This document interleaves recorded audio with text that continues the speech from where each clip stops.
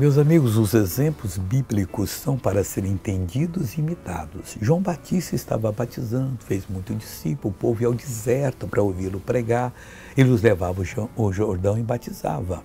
E aí, Jesus apareceu um dia lá e não queria batizar, deixa por agora, cumprir toda a justiça, ele batizou o Senhor Jesus. E o que ocorreu? Depois Jesus estava batizando com os discípulos, se bem que Jesus não batizava, e estava todo mundo correndo para lá.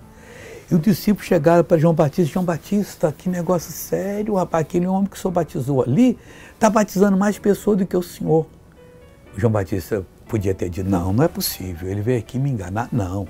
Olha o que João Batista disse, é necessário que ele cresça e que eu diminua. Vamos dizer que você que está me ouvindo agora fez muita coisa em favor da obra de Deus, mas surgiu alguém melhor, mais usado. Não puxe o tapete dessa pessoa, não invente coisa errada, porque é Deus que está usando essa pessoa. É necessário que essa pessoa cresça, talvez que você diminua, para você receber o seu galardão, porque grande você não vai receber, quando você se acha grande. Veja essa pessoa que foi abençoada e eu vou orar por você em seguida. Me deu 7 AVC e 2 infartos. E como é que você andava com essa bengala? Essa bengala eu andava com ela aqui e segurando a minha neta aqui. Sem a bengala e a neta não andava? Não. Então agora põe a bengala nas costas e sai andando em nome de Jesus.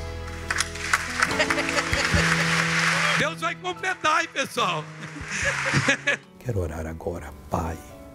Sempre seja isto, que aqueles que o Senhor nos usa para levantar na Tua obra cresçam.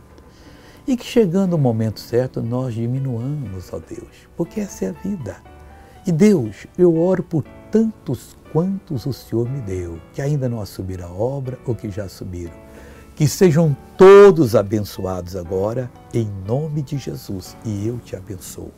Seja abençoado de Deus. Todo o mal da sua vida saia, em nome de Jesus. E amém.